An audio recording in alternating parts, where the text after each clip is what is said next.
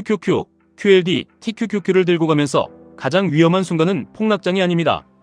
진짜 위험한 순간은 수익이 났는데 어떻게 해야 할지 모를 때입니다. QQQ는 안정적으로 들고 가고 싶고, QLD는 계좌를 키우고 싶고, TQQQ는 큰 기회에서 속도를 내고 싶은데 막상 20%, 30% 수익이 나면 마음이 흔들립니다. 더 갈 것 같아서 못 팔고, 빠질 것 같아서 불안하고, 결국 아무 기준 없이 버티다가 수익이 줄어들면 그때 후회합니다. 반대로 하락장이 오면 더 사야 한다는 건 다 압니다. 그런데 못 삽니다. 왜냐하면 이미 돈이 다 들어가 있기 때문입니다. 직장인이 주식으로 10억을 만들려면 종목을 맞히는 것보다 먼저 구조를 만들어야 합니다. 내가 바빠도 돌아가는 구조, 내가 흔들려도 계좌가 버티는 구조, 상승장에서는 현금이 쌓이고 하락장에서는 다시 살 수 있는 구조가 있어야 합니다. 오늘 핵심은 원금 회수법과 총액 고정 매매법입니다. 예를 들어 TQQQ에 500만원을 넣었다고 해보겠습니다. 운 좋게 시장이 좋아서 1000만원이 됐습니다. 이때 많은 분들이 고민합니다. 팔아야 하나, 더 들고 가야 하나, 조정 오면 어떡하지? 이럴 때 공식은 단순합니다. 원금 500만원을 먼저 회수합니다. 그러면 계좌에는 수익금 500만원만 남습니다. 이 순간부터 마음이 달라집니다. 내 원금은 이미 돌아왔기 때문에 남은 돈은 시장이 어디까지 가는지 끌고 가볼 수 있습니다. 우리가 장기 투자를 못하는 이유는 QQQ, QLD, TQQQ를 몰라서가 아닙니다. 내 돈이 전부 들어가 있어서 그렇습니다. 원금이 전부 들어가 있으면 10% 하락도 크게 느껴집니다. TQQQ가 20% 빠지면 장기 투자는 사라지고 당장 팔아야 하는 생각만 납니다. 그래서 원금을 회수하는 과정이 중요합니다. 다 팔기 위해서 파는 게 아닙니다. 오래 들고 가기 위해 일부를 파는 겁니다. 끝까지 시장에 남아있기 위해 원금을 회수하는 겁니다. 그 다음은 총액 고정입니다. 원금을 회수하고 남은 500만원이 다시 1000만원이 됐다고 해보겠습니다. 이때부터는 이 포지션에 캡을 씌웁니다. 나는 이 TQQQ 수익 포지션을 1000만원까지만 들고 가겠다. 이렇게 정하는 겁니다. 다음날 5% 올라서 1050만원이 되면 50만원만 덜어냅니다. 다시 1000만원으로 맞춥니다. 또 올라서 1100만원이 되면 100만원만 덜어냅니다. 계속 총액을 1000만원으로 고정하는 겁니다. 그런데 반대로 1000만원이 900만원으로 빠지면 그때는 팔지 않습니다. 그냥 둡니다. 올라갈 때만 초과분을 현금화하고 빠질 때는 도망가지 않는 구조입니다.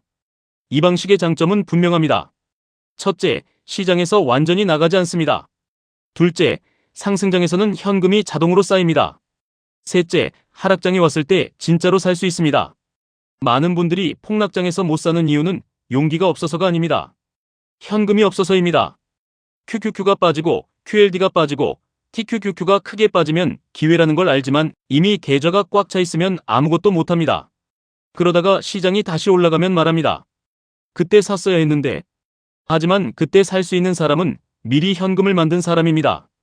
그래서 상승장에는 일부를 덜어내야 합니다. 하락장에서 사기 위해 상승장에서 현금을 만드는 겁니다. 직장인은 특히 더 단순해야 합니다. 매일 시장을 마치려고 하면 안 됩니다. 미리 기준을 정해야 합니다.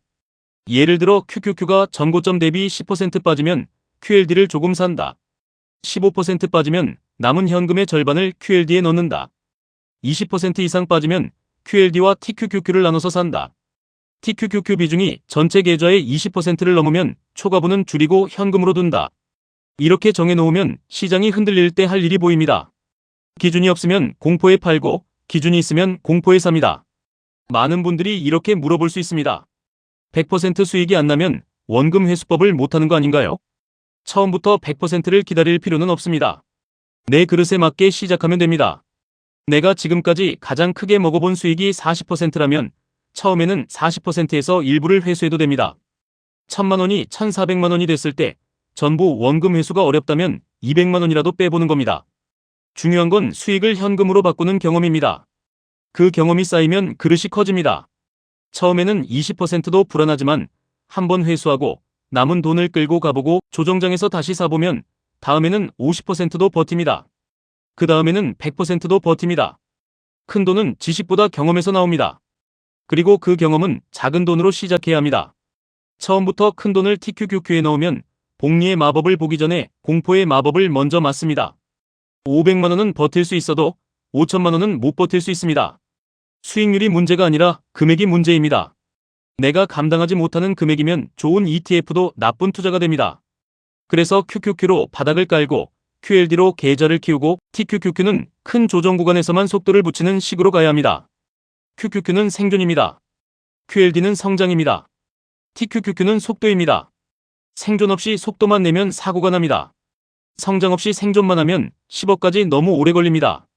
속도 없이 성장만 하면 답답합니다. 그래서 순서가 중요합니다. 먼저 살아남고 그 다음 키우고 마지막에 속도를 붙이는 겁니다.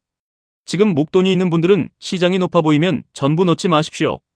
불안하면 절반만 넣어도 됩니다. 더 불안하면 30%만 넣어도 됩니다.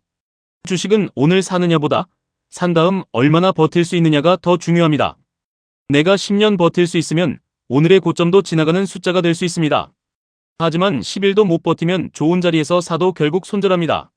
월급으로 투자하는 분들은 더 간단하게 가면 됩니다. 평소에는 QQQ와 QLD를 중심으로 모읍니다. TQQQ는 매일 욕심내서 사는 게 아니라 시장이 크게 흔들릴 때만 비중을 조절해서 씁니다. 이렇게 해야 직장인이 오래갑니다. 10억은 한 번의 매매로 만드는 돈이 아닙니다. 수십 번의 흔들림을 버틴 사람이 가져가는 결과입니다. 여기서 제일 중요한 건 망하지 않는 구조입니다.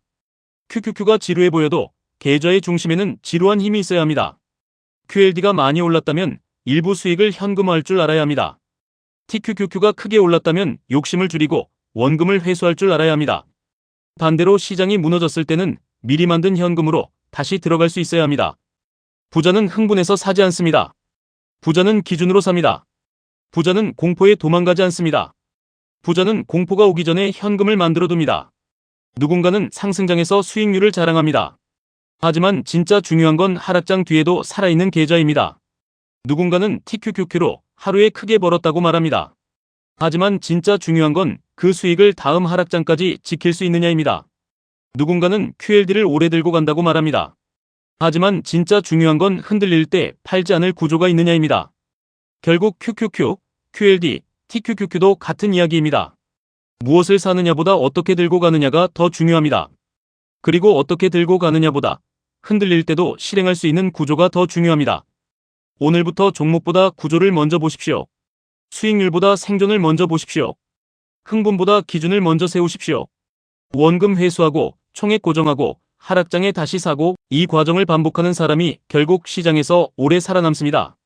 주식 못해도 됩니다. 매일 시장을 마치지 못해도 됩니다. 다만 내가 흔들려도 계좌가 버티는 공식은 있어야 합니다. QQQ로 버티고 QLD로 키우고 TQQQ로 기회를 잡는 구조. 이 구조가 있으면 직장인도 됩니다. 시간이 없어도 됩니다. 주식 고수가 아니어도 됩니다. 10억은 예측으로 만드는 숫자가 아니라 무너지지 않는 시스템으로 만드는 숫자입니다. 지금까지 1분 투자 하이젠버그였습니다.